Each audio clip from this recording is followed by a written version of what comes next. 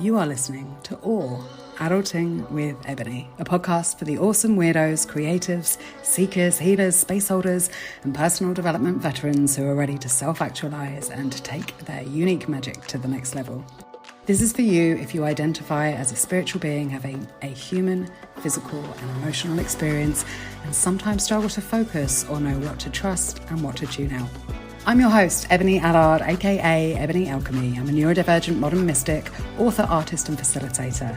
I'm an international award-winning master coach, certified in multiple brain integration technique and human design. I've been in the personal development, creativity, and entrepreneurship spaces all of my life, and I have special interest in the psycho-spiritual development of human beings that I share by helping you lead yourself to greater empowerment, embodiment, and full self-expression. Stick around to hear raw and real conversations about the reality of adulting, personal growth, self-actualization, and mysticism through the lens of curiosity as I ask, what part of being an adult do you think we all suck at? And what part of being a grown-ass adult are you in awe of?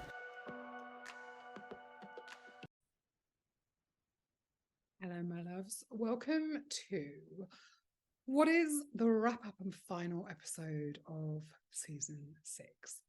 So it's not my intention to have this be the last episode of the season. I actually had 2 other episodes that I was planning for the closeout of this year, of this season, for December. One was an absolutely incredible conversation with a couple who I am inspired by daily, whose journey I have adored watching. I'm not going to tell you any more about it because well, for 2 reasons. So the first reason is that was the one that was due out this week and it got deleted. Thank you, Mercury retrograde. I can blame Mercury retrograde, or I can take responsibility, and it was me. In the process of getting the digital copy from one person to another person, I actually have no idea how it happened, but an episode that I have been storing for a while, and that was not the easiest to arrange, has vanished. And so after grieving the loss of that and talking with them about rescheduling, it looks like we might be able to reschedule in the spring. So we will see. And I am choosing to come back to the it's all perfect. What is the lesson here? What is it? If I can choose to beat myself up, I can choose to make myself wrong and all of those things. Or in adulting with Ebonie style, I can take this as a sign, as an indication of something. And so I sat with myself for a little while, and I realized that the sign and the indication is that I've been really pushing, and that actually for a long time I have known I need to not work most of December, and I need to not work in August. And I tend to take from my birthday mid-July until the end of August, so there's 6 weeks then, and then I tend to take most of December and the first 2 weeks of January, again, where I don't really work. That doesn't mean that all the other work that I have done throughout the year cannot be excuse me, delivered to you, but it means that those are times of the year when, for whatever reason, it's really important for me to regroup, recharge, recalibrate, and reflect, and to really be not producing, but listening and synthesizing. And so that's what I'm taking this to mean. Actually, it's time to pause, to stop, to go inward. I already know and have known for a little while that this season was a pivotal season, and that things are shifting and changing for me again. And in 2024 and in series 7 of the podcast, what you will get from me is similar, but with an even more refined, honed, and tweaked messaging. So Adulting with Ebonie season 7 is really going to focus on the glow up, don't grow up, and become full of yourself messages that are really important and the core of everything that I do in my work and with my clients and with my experiences, with my books, with my art, with all of it. So modeling Manny Jennings, once again, the pivot and the flip here is it is no longer in alignment for me to do 2 more episodes this season.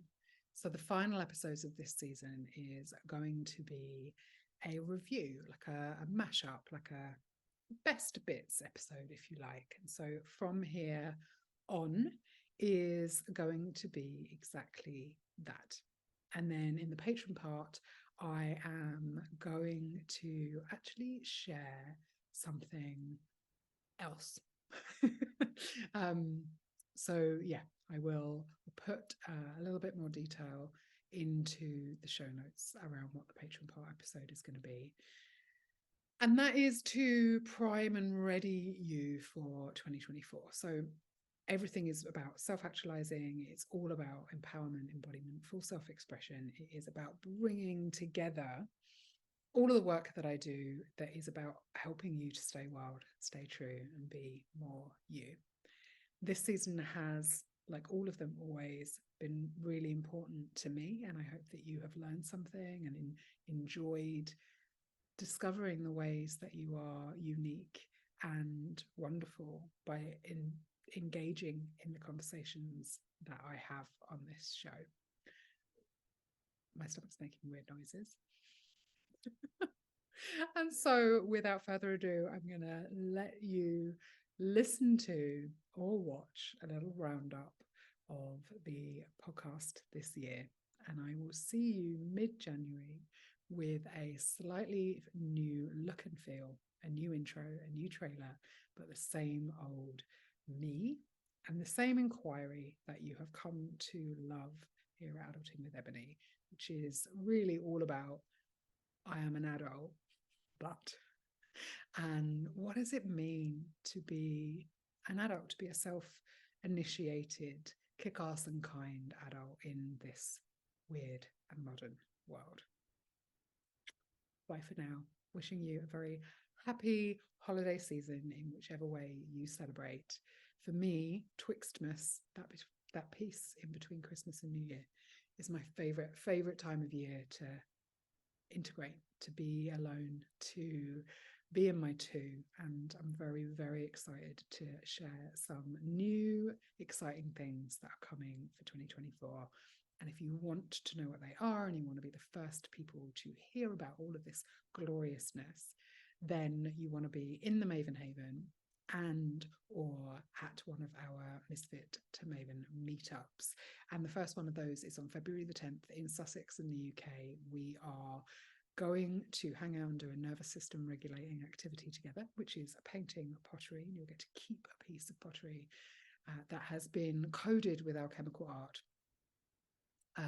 And I'm going to be sharing, you will get the first look at my new Oracle deck, which is called the Kismet Codes and is all of the gate information from the I Ching, from the Gene Keys, from Human Design, all rolled into some beautiful cards with also all sorts of numerological embodiment, coded Ebonie style info that will make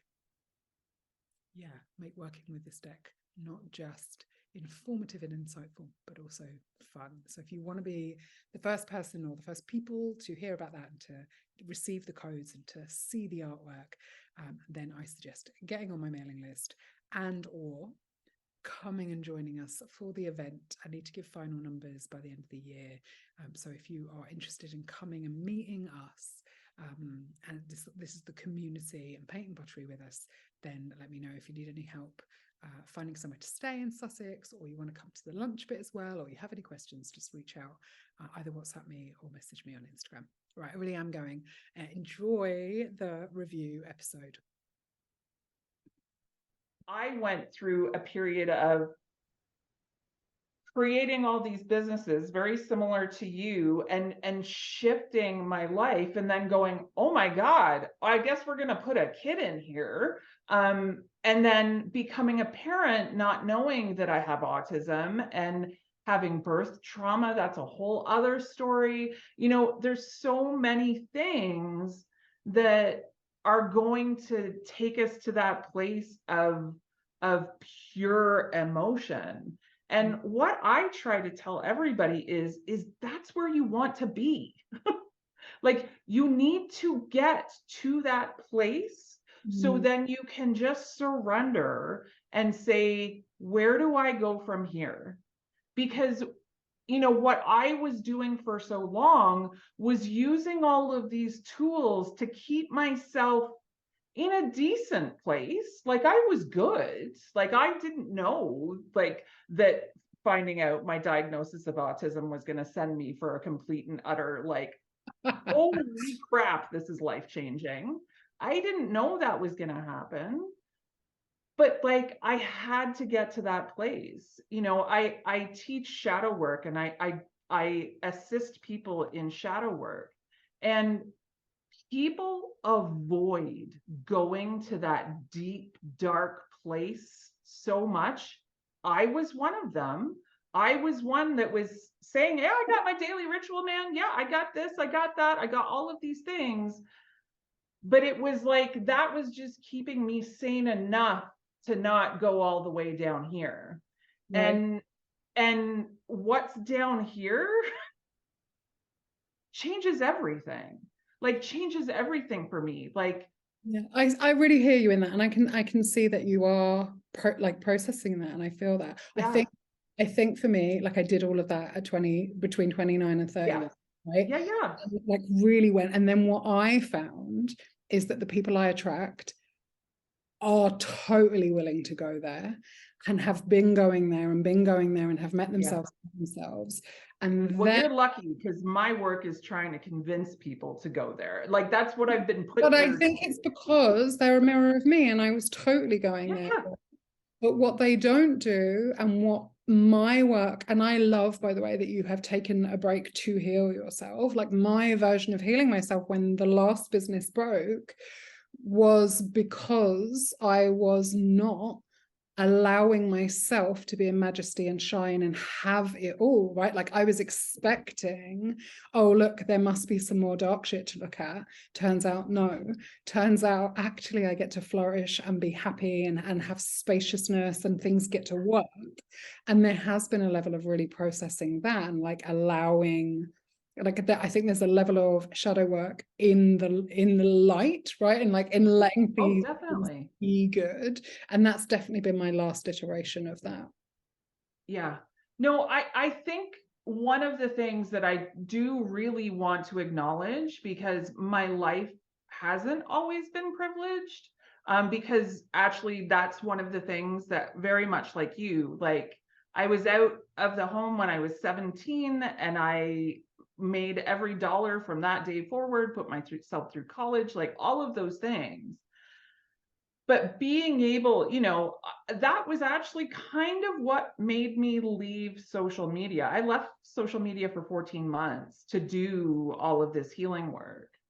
Was that I realized, like, who am I to sit here and tell the world, you need to heal, you need to do shadow work, you need to move forward, when I remember what it was like in my shitty little apartment in Toronto, with only enough food for one meal a day, and my cigarettes were the other two meals, right? Like, that was so I think really want to acknowledge that in our industry specifically, we're telling people to do this work, but then not also saying, when you do this deep work, when you do this shadow work, your life may come undone a little bit.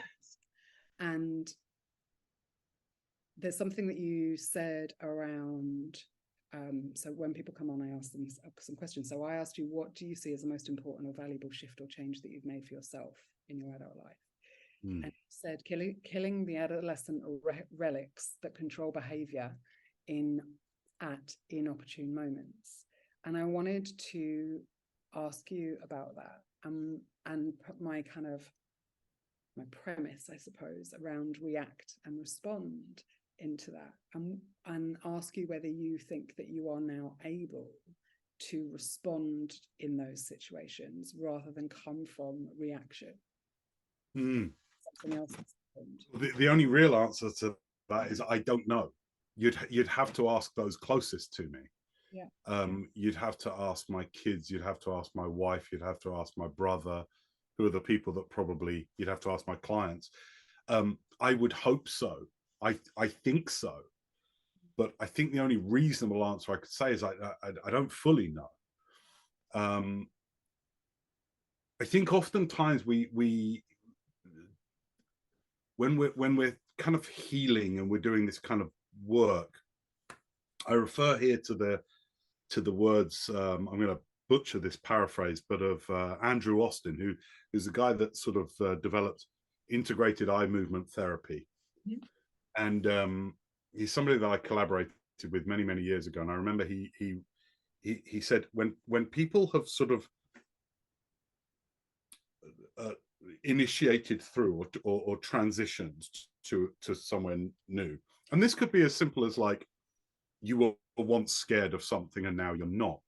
What we often do is we check for the presence of the past thing. Mm-hmm. So I used to be scared of spiders. I used to have let's just say, for example, I used to have a phobic reaction around spiders, where if there was one even 20 feet away, I'd lose my mind, scream, shit my pants, and run out of the room. Whereas now, when I see a spider, I might just be like, oh, I'm aware of that. It freaks me out a little bit, but okay. And what we often do, I think, is we check for the presence of the thing. So we're always like, oh my God, is any of the adolescence still there? And I think if you look hard enough, you'll find it. So with those, I'll call them triggers, but like the reaction pieces, right? I think we've got to be really careful, because if we check for the presence of them, you'll probably find it, or you might find some relic of it. You know, it's like some echo of it, and it is almost like it leaves behind a bit of a vibe. I think what we should be checking for is new function. It's that simple, like new function. Am I functioning in a new, healthier way that is in service not just to me, but to my family, my community, my customers, my, you know, whoever we're working with? And like check for transition, check for difference rather than presence of something from the past. Because I think in this way, there's lots of people that, and I see this, I don't know whether you've seen this, Ebonie, but like when you're working with clients that have already done a lot of work when they come to you, you know, like, oh, I've done that retreat and I've done these programs and and they still seem to be carrying the shit. And I'm like, what happened the last 12 initiations that you went through, or programs that you went on, or hot coals you walked across, or dolls that you burned, or whatever, like whatever the things you're doing that are these significant rituals, apparently. And it's like relics of it have stayed with them all, you know, they're constantly, oh, it's not quite gone yet. People pleasing stuff and the kind of being more authentic. Are there any particular ways that you've noticed, other than just showing up more, or not editing stuff, or, you know, choosing to like not engage in the response? Are there any other ways that you've seen it shift for you, and what has the impact of that been? Yes, I think for me, one of the, like,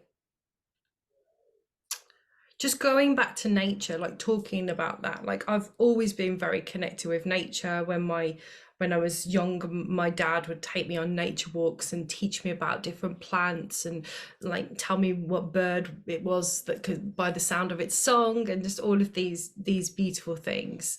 And I've always had that in my life, but now I find that this just being more natural in like every way. So about 10 years ago, I removed fluoride from my life. There was certain chemicals that I wanted to remove. There were certain things that I didn't feel very aligned with. And that's kind of grown as well a lot over the last couple of years. I think there's been a lot more awareness. And there's a point to this. But we're talking like I'm being okay with being me as a natural woman. Like that has really come through, and not having to, and also, you know, as a professional dancer, I was, you know, always made up. I worked in TV, so I sold jewelry and gemstones for various different TV channels. You know, there was always this element of being, you know, looking the way I should in inverted commas as a woman. And one thing that's come through all of this as well, again, it's that authenticity and that being okay with who I am, who I show up as. So yeah, I went through this, as I said, 10 months, 11 months of not dyeing my hair. And as you know, my hair was blue and pink and green and like every color under the sun for years and years. And so I was just embracing my gray. And that's been a really interesting thing as well, like going through this, being okay with just as I look, and not having to, I've never been one to use filters anyway, but like not have it like, oh, I can't take a photo because I don't have makeup on, or I can't record a video because I haven't got makeup on. Like, yeah, I mean, I've got some makeup on now, but it's probably the first time in, I don't know, a couple of weeks. You said, to me, I've always made the sensible choices in life, but to others, my life seems to have been chaotic and risky. And I love that because that's how I feel, right? I'm used to everybody else being like, you're so brave, you're so courageous, you always make the really bold choices, or, you know, those kind of things. Whereas to me, I'm like, no, I made the obvious choice, or the sensible choice, or, you know, the most self-backed choice, or whatever it was. So I just wanted to ask you about that a little bit. I'm so glad. Well, thank you first for that lovely story about your father and the boundaries and how he negotiated. That's a great lesson for any parent. And I was like making notes that is definitely what I'm going to do as well. So thank you for that. And the part about, you know, I always made the choices that I felt were the clearest, obvious, most sensible choices, but everyone else thought, oh my goodness. And it comes down to for me, it was always about, well, what would happen if I did not make this choice? You know, how much more painful, and some of the choices I've made have not been easy, I'll say that, but they're still the right choices, because the not making that choice and just sticking with the status quo, just like carrying on in a job that I hated or a relationship that I didn't like, I knew would end up into way more pain, way more difficulty, way more challenging. So you make the choice that is right, because that is the path of least resistance for me. And that has happened many times. I have left at least 3 very well-paying careers because the pain of staying in that place compared to the relatively familiar pain of not being sure what was going to happen, or, you know, not knowing where I was going to be earning my next paycheck, or even where I'd be living, or even which country I would be, was so much more attractive to me. So much more attractive to me. And that's it really. And everyone has the ability to look into the future, to think, what will happen if I do this, or if I do not do this? And so what becomes for some people a scary choice, actually, it's more scary not making a choice and just staying where you are. If there's a challenge, if there's something that's bothering you, not choosing to engage with it is going to be way, way worse. And that's why I wrote what I did, because I think that is a lesson that most people can benefit from. You know, the consequence of not making a choice and not exercising your own freedom, I think, you know, is something that we all need to be more aware of. Does that answer? And I can give examples of choices if that would help. No, for me, it's really, I mean, we're in the same mindset around it. And it's, for me, it's actually the logical choice. And for someone who has always considered themselves to be a heart on the sleeve, emotionally led, volatile hormone woman, and getting my autism diagnosis last year, ADHD and autism, helps me to see that actually there are some situations where one might say I'm really autistic, and for me, decision making is one of those things, right? Like it's like one of those diagrams, you know, those infographics where it's like, if this then that, you know, it's like this way yes, this way no, you know, and you choose and you get to an answer, right? And for me, that's kind of how I make decisions. It's like yes or no, yes or no, yes, right? And you end up at a situation, so it's very much logic based.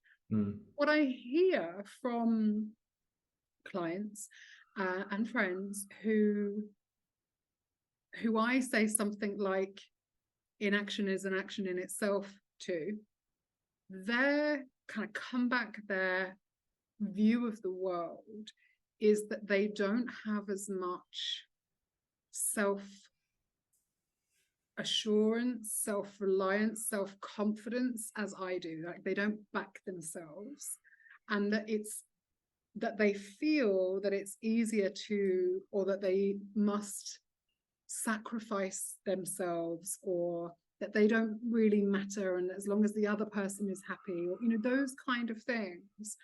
And I don't know whether I've always been someone who's backed themselves, or whether actually, you know, even the flip side of that, I'm like, okay, well, I've always backed myself because I kind of learned that the only person you can rely on is yourself.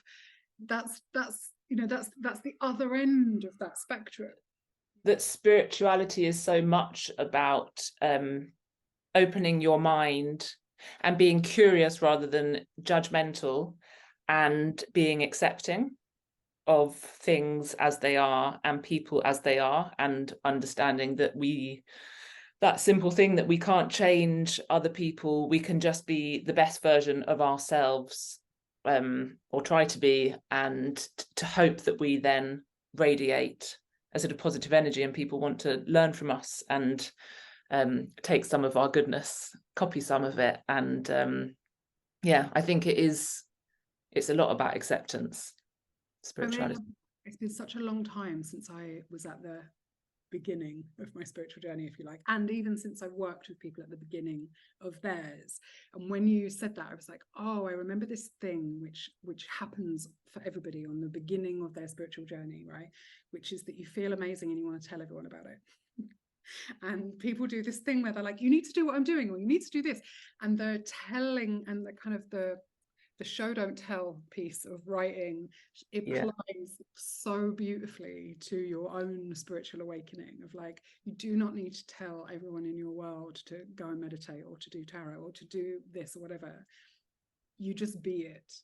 And when you radiate it out into the world and you show them the difference, they will come and ask you, like, what are you doing? You've changed so much. You're magnetizing, like, help, what are you doing? And I think really understanding that part is a part of that acceptance as well.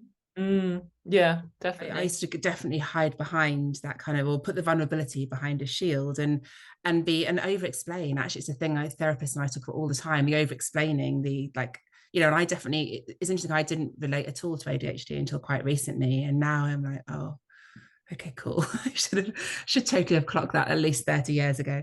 And it's really interesting how yeah, that shield has just always been there. And actually now I feel like I don't need to over explain. And sometimes I catch myself doing it. And that's when I notice that I'm in the most discomfort. I see myself do it on social media now and again, and I'll share something and be like, shit, why have I put that out there? How then the next post will be explaining my explaining. And then I just stop writing things for a minute. Like just step back from the phone and stop writing things. And it's always the bits where I know that I'm, you know, I've gone back into my vulnerable fences and back behind the, you know, the inner child and the shadow wounds, and, you know, I hit reverse and start going backwards to all of the work I've done. And then that's when it comes out in a load of muddly crap, which is how I definitely used to be in my, you know, previous friendships and iterations of self. So it's a good reminder. I think every time that vulnerability, you know, surfaces again, I recognize that's still, you know, the work that I'm still on. Yeah, and I think for me, and I was talking about it today with someone, that I actually want to model that it is okay to make mistakes, to overshare, to retract information, to get shit wrong. And part of that has been my journey with being a 5-2, right? And like the 5 piece of being a savior, wanting to be the hero. So much of my mask and this armor that I used to wear was like, no, I am the parent. No, I am the hero. No, like, I don't mind me. Like, I don't get hurt. I am here to save you. And so the rescue. The whole thing for me to really step into, I can lead and be 100% in sovereignty, in leadership, in maturity, in adulthood, and fuck up sometimes. Like, we've got to see leaders doing that. Otherwise we were expecting them to not be human. Otherwise we're like there is still that separation, and we're never going to get to a place of inner leadership. I love that you said that, because that's I'm a 6-2, so I know we're really close with both our astrology and our human design. And actually, when I first looked into my human design quite a few years ago, and I discovered that, you know, 6-2 is the role model and the hermit, I kind of went into a panic, because it's all the things I'd always been scared of, that the role model, or you've got to be seen to be right, and, you know, there is no second place, and, you know, nobody's here for the bottom of the podium, and there's also a lot of the programming. And I can see now the conditioning I had as a child. You know, I went to grammar school, I expected everyone to go to Oxbridge, all that kind of thing. And, you know, now I recognize I basically got away with it, because I think the way my brain works, I now really recognize is really different to how most people's do. And I have pretty much a photographic memory, and that has got me out of jail my whole life. And I realized that I never really did the work. I got away with it. And then when I read this human design stuff, I was like, shit, I'm going to get found out. They're going to realize I'm not a good role model.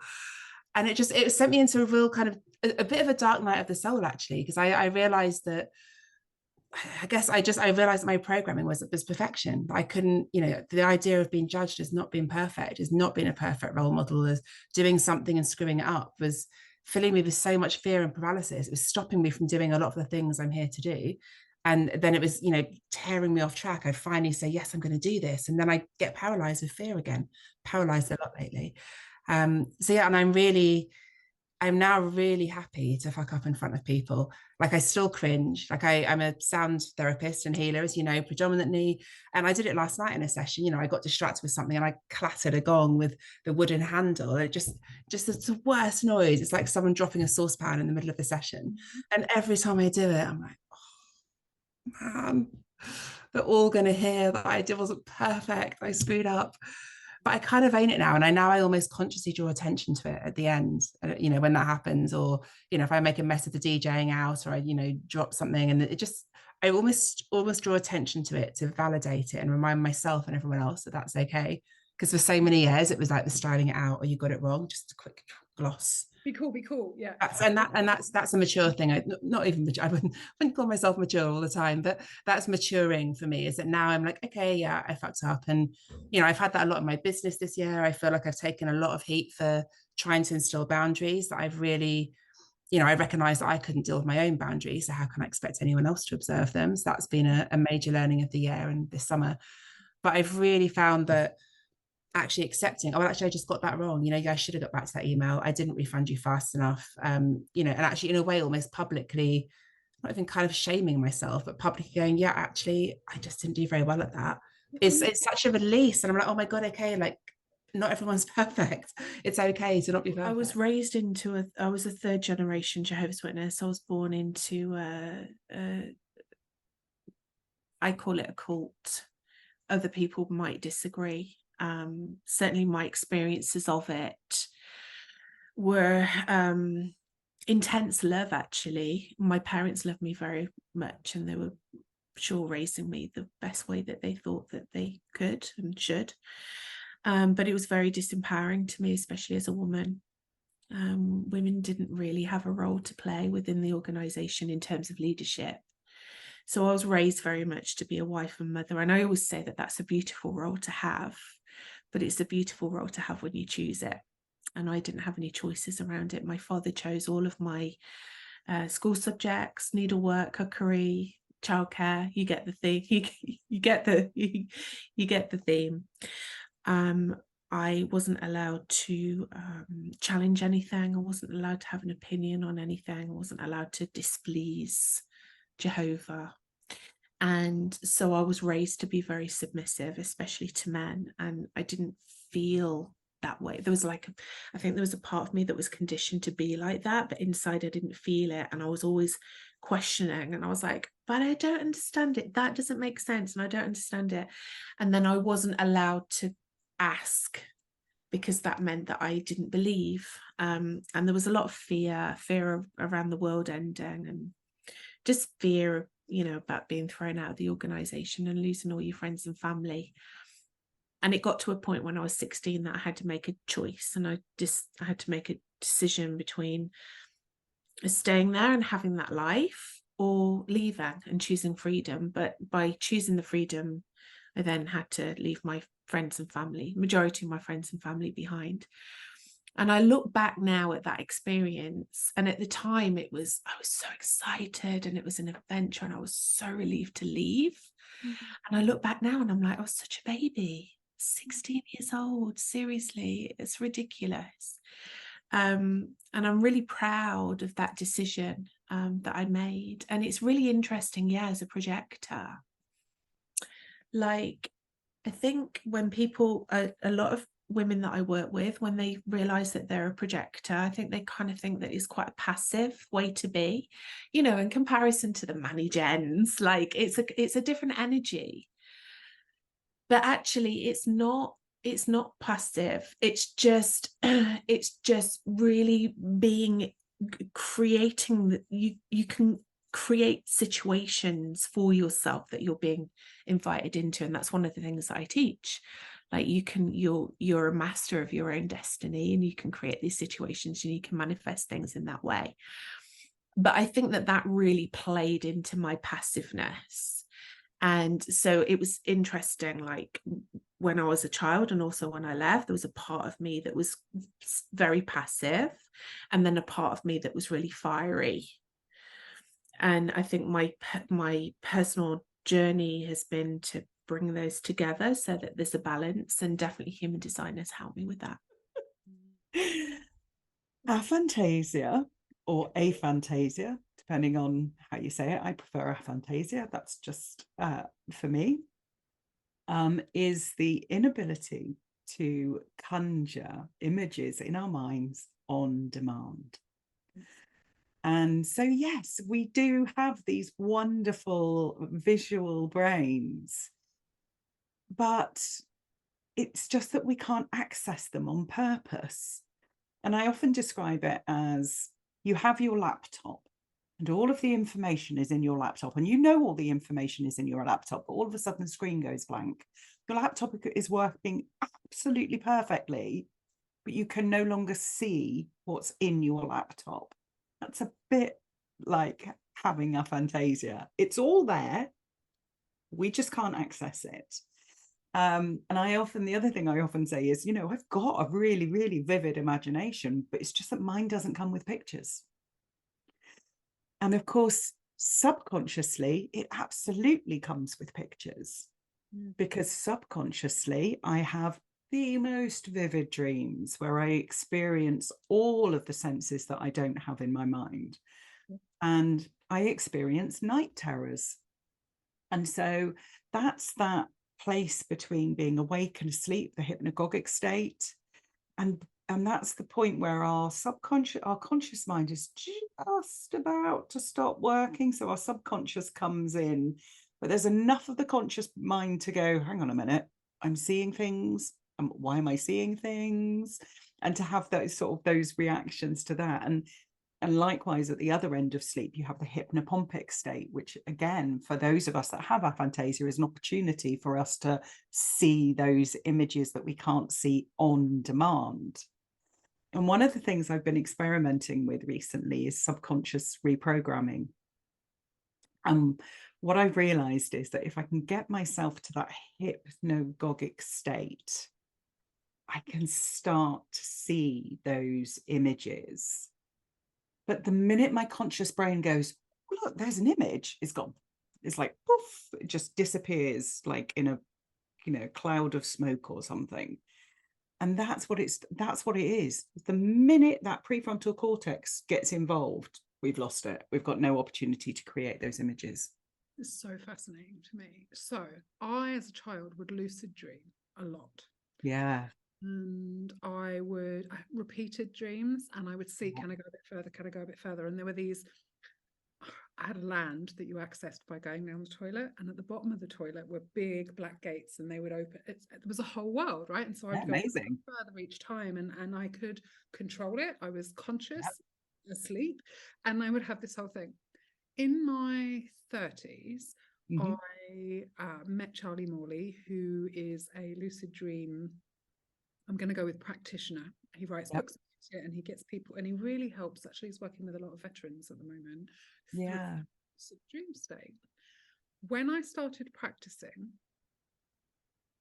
so consciously going into a dream state or a sleep state, and then he has a lot of techniques that include looking at hands and various other things that you do in there. My sleep quality went out the window. Completely exhausted, and I think it's because I was trying to access my prefrontal cortex whilst asleep. And what you're saying would marry up with that.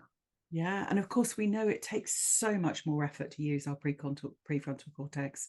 It burns a huge amount of calories. That's why, for those of us who are in our thinking mind more often than our subconscious patterns of thinking and behaviors, why we're so flipping exhausted all the time.